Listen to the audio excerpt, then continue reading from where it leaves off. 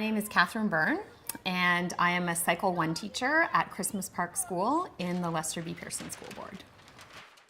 My lesson today was using a really great, rich, wordless text to encourage my students to talk, to look for details, and to use strategies to make meaning. So that's good. You were using details in the cover to think about what could happen and make predictions. Samantha, what could happen in this book about ladybug racing? I think the same as Jack, one small one is going to get crushed. Wordless picture books allow especially Cycle 1 students to be validated in the fact that reading the images is a strategy we want them to do. We want them to make meaning from the images and text they read themselves, those with and without words. But we also want them to make meaning from the images and the symbols that are in their daily lives. I think it's important for Cycle 1 students to have the barrier of language sometimes removed, because they can get very hung up on the right answer or the wrong answer. And when there are no words on the text, all of their ideas are a right answer, and I think it allows them all to be really successful. The ladybug race. Ladybug race. Do you guys know any other books about races? A man? The tortoise and the hare. The Tortoise and the Hare. We read that book last week. Anyone know any other books about a race? Emilio? I read a book about a race, and there was a race car, and I have worked a lot with my students with images over the course of the year, with looking at images, with describing action. They're comfortable with wordless picture books. It's not the first time they've done it. And we also read the Tortoise and the Hare, wordless picture book version, ahead of time as well, because I wanted them to have schema about what could happen in a race that was different from what is going to happen in this race story. So something simple like asking them to tell me what is happening, describe the action, a prop like a mic where they can pretend to be the announcer or they can say what's going on, can help them to identify what you're asking them to do and help them understand the role of narration in a text. Even though the narration isn't on a page, you're asking them to do a lot more work if you're asking them to narrate what's happening. maybe a guy saying ready, set, go, and all the ladybugs are starting the race. I love that race language you use. So front cover, back cover, spine. There is a special name for the crack between the pages. This part here has a name. It's called the gutter.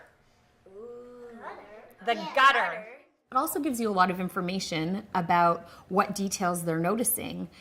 How is their expressive language coming along? What vocabulary do they have to describe what's happening, whether it's about the characters, the setting, the plot, or just the features of the book itself?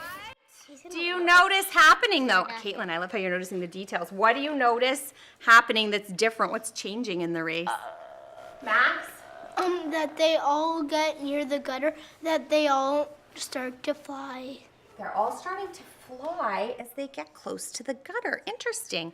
How do you know, Max? What detail tells you that they're flying? Because I see their wings out. Wings are out. Can you tell what's happening even though there's no words? What? Let's catch up. I can win. We can all do it. Amazing. Emma, I think that is what it would be saying. So even though there's no words, the pictures tell you what's happening, right? I think students in any cycle benefit from using a wordless picture book as a mentor text to make meaning, to do response, to look at authors' choices and design choices and the meaning that's held within those conventions. His friends. He's caring about his friends. Oh, Timer, It's not really important. It's not, a race is not all about winning. It's about having fun and caring.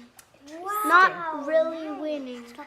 Samantha, I like how you said, wow, nice. How come you said that? Because that was actually a good answer that he said. Yeah, I thought it was a good answer too. I liked how you heard it and you told him that. That was really great teamwork and great. One of the biggest benefits of using authentic literature with students is engagement. Is this what you expected based on what Olivia said? Alex, where did they go? think you see it on their faces when you pick up a picture book, when you open the cover, when you see them waiting for you to turn the page. I think that picture books reflect the experiences that children have. They allow them to make connections to their own lives and also to broaden their horizons in terms of experiences that they haven't had.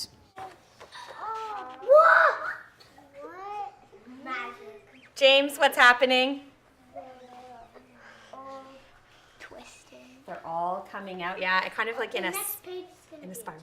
Did you peek a little bit? Yeah. You could kind of see, couldn't you? Now, remember back here, we were looking at the detail. We thought like, probably the illustrator kept these two for a reason. Remember? We were saying,